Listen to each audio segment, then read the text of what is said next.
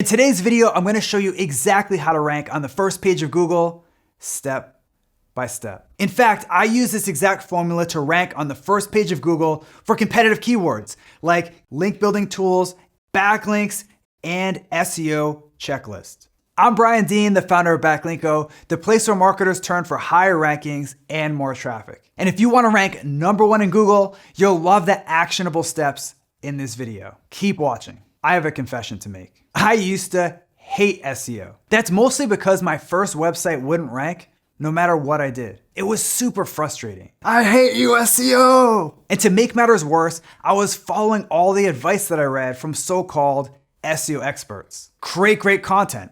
Add keywords to your page. Make sure that your site loads fast. Yeah, that stuff can help a little, but it's not gonna rocket your site to the top of Google's first page. And when I realized that, I decided to run lots of SEO experiments. I tested title tags, backlinks, anchor text, internal links, and more. And over the years, I started to put the pieces together. Flash forward to today, and I rank #1 in Google for tons of competitive keywords like no follow links. And Success Magazine recently called me the world's foremost expert on search engine optimization. Okay, enough bragging. Now it's time for me to reveal the process that you can use to rank on the first page of Google, step by step. So let's kick things off with step #1, find 3 keywords. So your first step is to find 3 keywords. These are keywords that you'll create content around in the next step. And here's exactly how to find great, low competition keywords. First, head over to Answer the Public.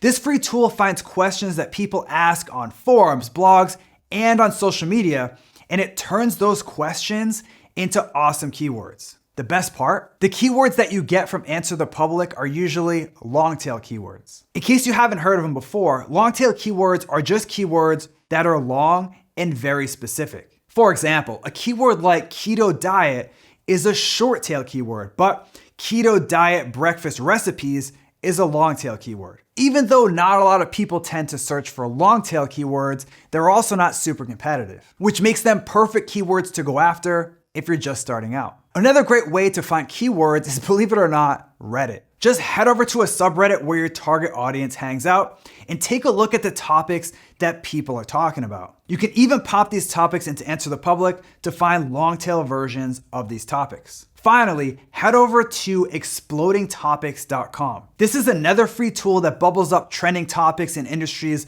like tech, health, fashion, marketing, and more. And because these topics are relatively new, the keywords that people use to find information on them aren't usually that competitive. So once you have at least 3 keywords ready to go, it's time for step #2, create epic content. So I recently teamed up with BuzzSumo to analyze 912 million articles. And one of our most surprising findings was that most content on the web doesn't get shared or linked to. In fact, we found that 94% of all articles online have 0 links. 0. And there's a simple reason for that. Most of the content that people publish isn't that great. And if it's not great, it's gonna get lost among the millions of blog posts, tweets, YouTube videos, and Twitch streams that come out every day. So for your content to stand out, it can't just be good or even great. For your content to be something that someone else would wanna actually link to, it needs to be epic. Now, there's no formula for creating epic content, or else everyone would do it. But there are a few things you can do to increase the odds that people will share, and more importantly, link to your content. First, you want to publish content that's long and in-depth. The BuzzSumo study that I mentioned earlier uncovered a little interesting nugget. And that nugget was that longer content gets more links than short content. Specifically, long form content gets an average of 77% more backlinks than short content. Does this mean that publishing longer content will automatically bring in thousands of links?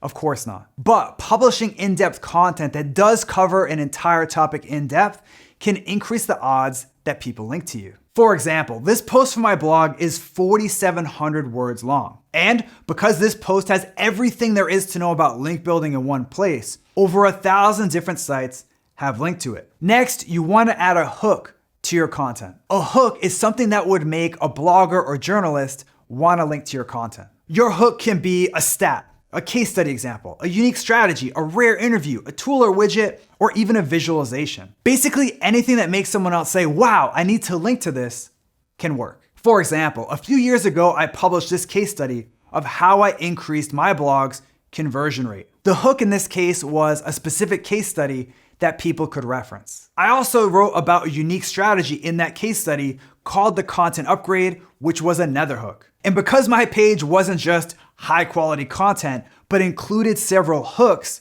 lots of people have linked to that post. Now that your epic content is ready to go, it's time for step number 3, keyword optimize your content. On-page SEO has changed a lot over the last few years. Back in the day, keyword optimization was all about stuffing your page with keywords, but that doesn't really work anymore. Instead, the goal of on-page SEO today is to give Google context about what your page is all about. Yes, you still want to use keywords on your page, but you also need to help Google understand your page's overall topic. Here's how to do it. Your first step is to include your target keyword in a few important places on your page. That way, Google can understand that your page is about that specific term. Specifically, you want to add your keyword to these areas of your page.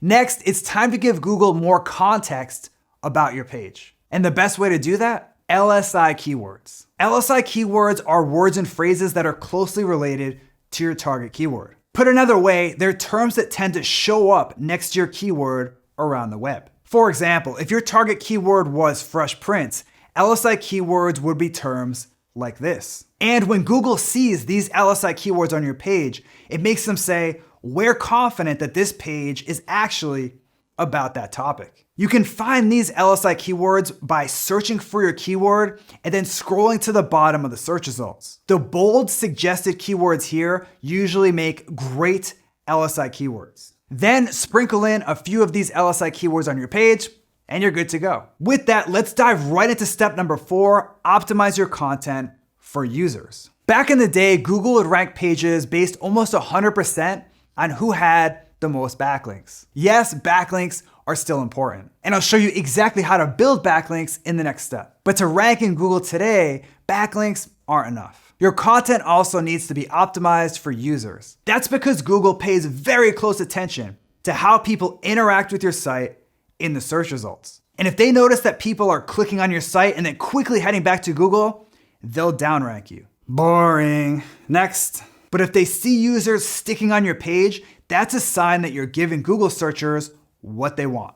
This is awesome. And you'll usually get a rankings boost. With that, here's exactly how to optimize your content for users so they stay on your page. First, structure your content so people start getting actionable info ASAP. In other words, you don't want to start your post off with a long explanation about why the topic is important.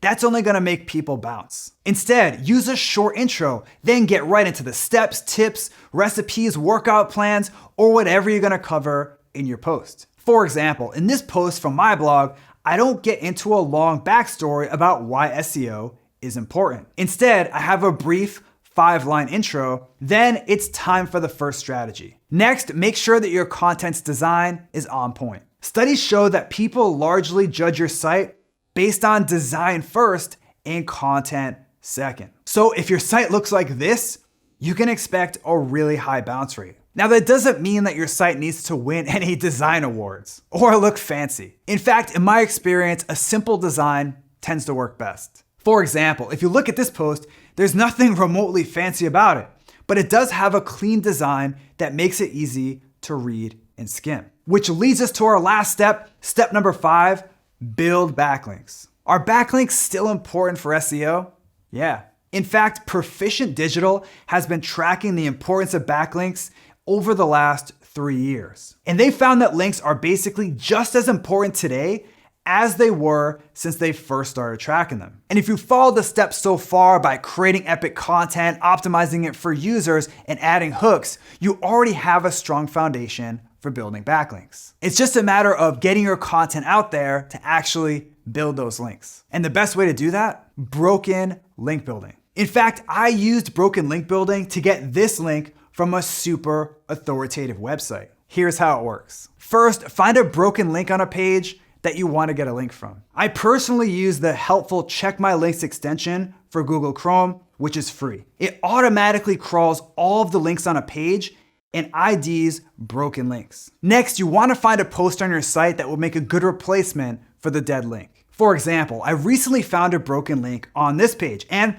after looking through my site, I found this post that would be a pretty good replacement. Now, it's not a one-to-one match to what the person linked to, but it's close enough. Finally, reach out to the person that runs that site and ask them to swap out the dead link for a link to your content. Now, for this process, you can definitely work with an email script as you send these out. But I definitely don't recommend sending out the same generic email to 100 different people. In fact, an outreach study that I recently did with Pitchbox found that personalized emails got 32% more replies than emails that use the same exact pitch for everybody. For example, you can see that this broken link building email that I recently sent out is super personalized. Now, before we close out this SEO tutorial, I want to show you a quick bonus step.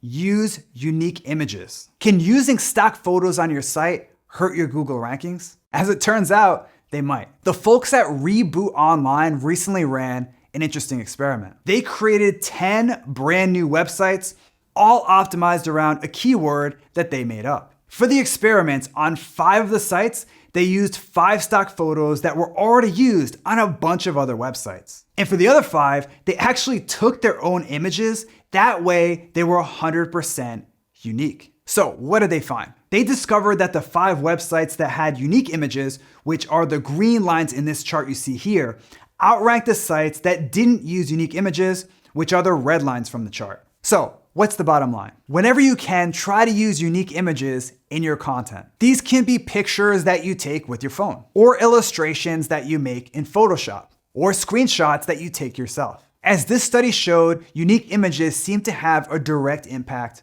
on rankings. Did you learn something new from today's video? If so, make sure to subscribe to my YouTube channel right now. Just click on the subscribe button below this video. Also, if you want exclusive SEO techniques that I only share with subscribers, head over to backlinko.com and hop on the newsletter. It's free. Now I want to turn it over to you. Which technique from today's video are you going to try first? Are you going to try broken link building? Or are you going to try adding unique images to your page? Let me know by leaving a comment below right now. Okay, we don't need a prop. The hook here Did I hurt you? But you also need to, I think it's yeah. That was like an action movie line.